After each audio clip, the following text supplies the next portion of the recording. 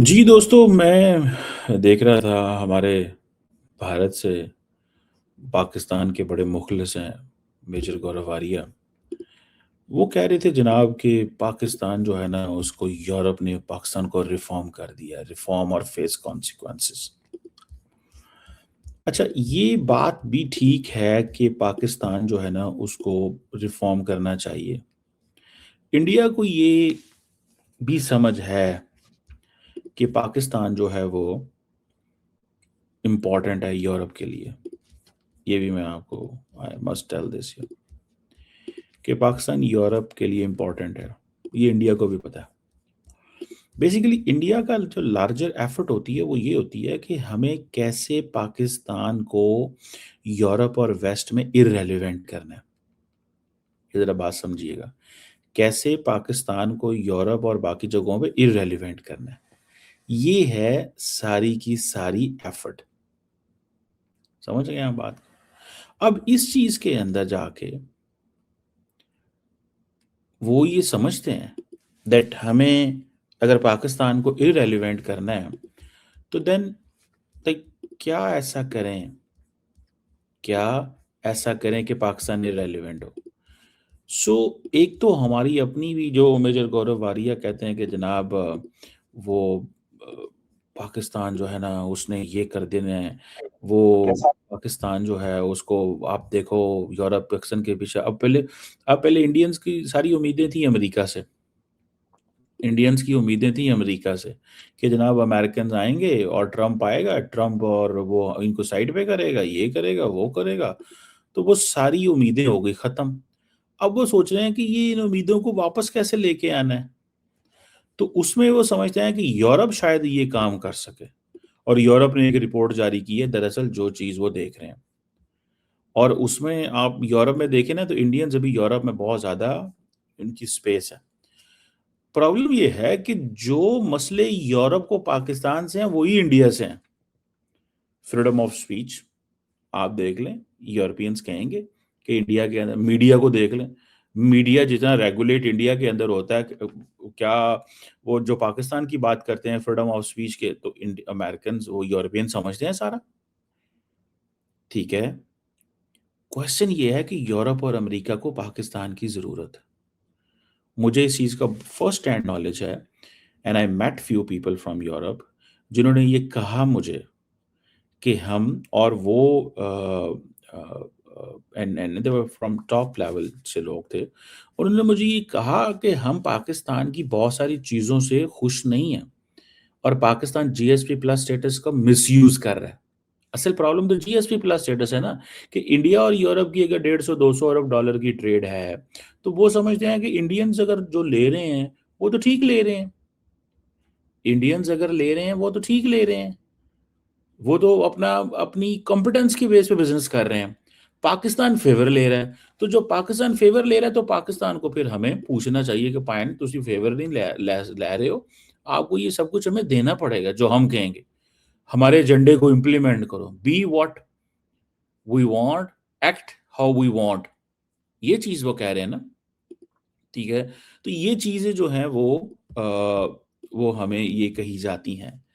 मैं आपको बात बताऊं, ये इंडिया की ख्वाहिश रहेगी कि जी वो पाकिस्तान जो है ना उसको हमने ठीक करवाना है यूरोप से या अमेरिका से। भैया नहीं, वो उनको पाकिस्तान की बहुत ज़रूरत है। आपको इस चीज़ का पता होना चाहिए। उनको पाकिस्तान की बहुत ज़रूरत है and they know this very well.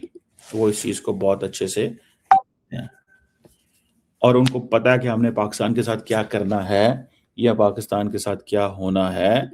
They have absolutely understanding है उनकी। समझ रहे हैं बात को?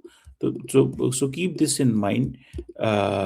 और ये जो है ना वो दिस इज इम्पोर्टेंट एंड कहीं ना कहीं पे I do believe in this कि जो लोग हैं जो सिस्टम के अंदर हैं वो ये चीज़ें ज़रूर समझते हैं पाकिस्तान के अंदर कि अगर पाकिस्तान स्ट्रेटिजिकली रेलिवेंट रहता है तो ठीक है, हम यूरोप के साथ रेलिवेंट है।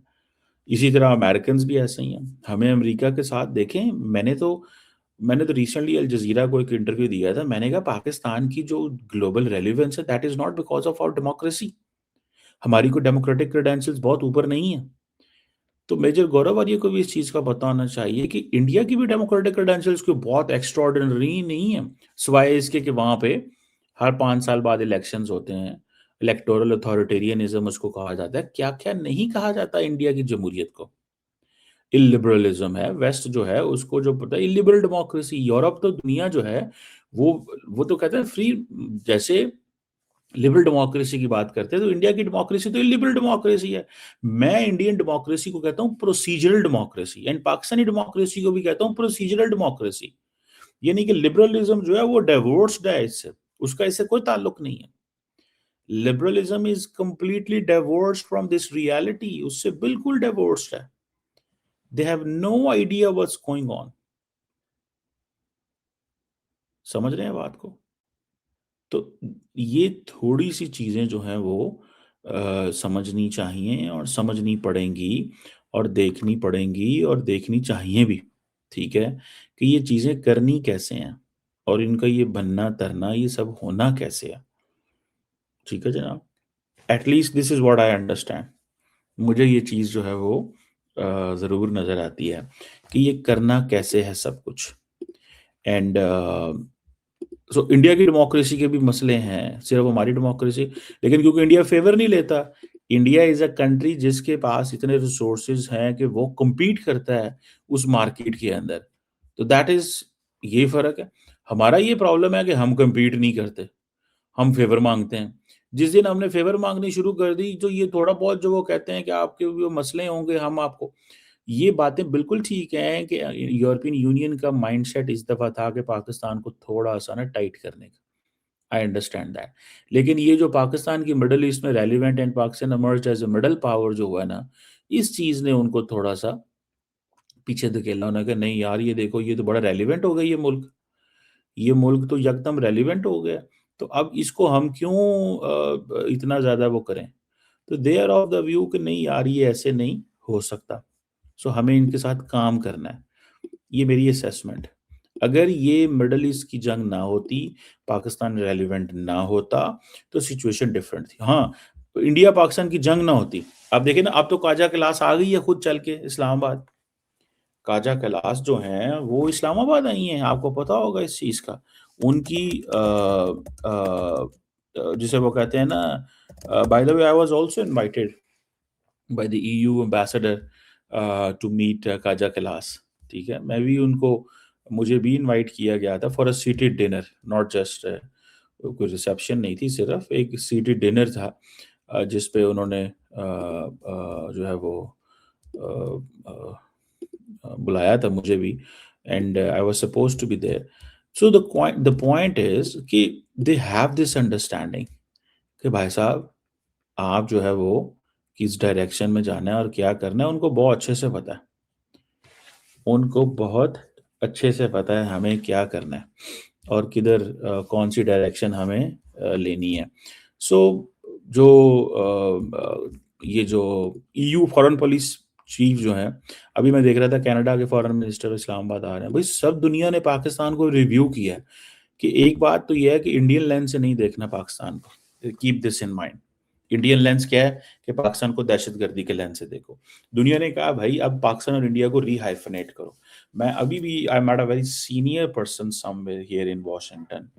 मेरी एक बड़ी इंपॉर्टेंट जगह पे मुलाकात हुई and I did realise one thing कि दे डू बिलीव कि ये जो पाकिस्तान इंडिया री-हाइफ़नेशन है ना ये बड़ी इंपॉर्टेंट है और ये ट्रंप ने करवाई है ये पाकिस्तान इंडिया री-हाइफ़नेशन। समझ रहे हैं बात? ये उन्होंने करवाई है पाकिस्तान इंडिया री-हाइफ़नेशन और वो इसीलिए करवाई है बिकॉज़ उनको इस चीज़ का पता है कि हमारे लिए Pakistan is an important country और इंडिया और पाकिस्तान को वो आइदर और उस सेंस में वो नहीं देखना चाहते सारा टाइम। वो इस एंगल से नहीं देखते कि ये क्या है और क्या नहीं है और किधर और कैसे। बहरहाल एक तो चीज़ जो है वो मुझे नज़र ये आ रही है। दूसरी ज़ारी बात है कि इनको समझना चाहिए हमारे दोस्तों को इंडिया में कि दे फेल टू आइसोलेट अस।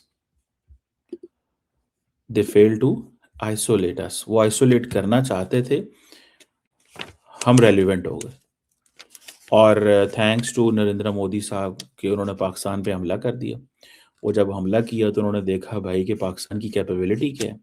फिर उन्होंने देखा कि पाकिस्तान की ईरान के साथ राब्ते हैं, उन्होंने देखा मिडल ईस्ट में राब्ते हैं, कतर को हमने साइडलाइन किया, सऊदीज़ के साथ मिलिट्री अलायंस किया, सऊदीज़ के साथ मिलिट्री अलायंस किया, मिडल ईस्ट की सिक्योरिटी में हिस्सा बन गए, नॉर्थ अमेरिका में, अफ्रीका में असला बेच रहे हैं, लीबिया के जो दोनों ग्रुप्स हैं उनके दरमियान सुलह करवा रहे हैं, ठीक है? तो पाकिस्तान, सऊदी अरेबिया बहुत सारी चीज़ें मिलके अचीव कर रहे हैं मिडल ईस्ट के अंदर। इंडिया मिल गया इज़राइल के साथ और यूएई के साथ।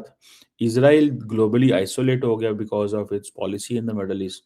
यूएई की पोज़ीशन आपके सामने है कि क्या हुई है, जो ईरान ने की है और उसको कौन कितना प्रोटेक्ट कर सका है। इंडिया तो नहीं यूएई का साथ दे सकता। इंडिया ने तो जब भी यूएई से लेना फ़ायदे लेना, देना तो उन्होंने कुछ है नहीं है उनको। आप देख लीजिएगा। और अमारातियों को इस चीज़ की समझ नहीं आ रही अभी। ठीक है, अमारातियों को इस चीज़ की अभी समझ नहीं आ रही। ये चीज़ें जो है ना वो इस सेंस में चल रही हैं। बहरहाल ये भी एक वो जिसे कहते हैं ना एक है एक सिचुएशन है। वो देखते हैं कि किधर कैसे वो चीज़ें जो हैं वो चलती हैं। और बाकी वो जिसे कहते हैं ना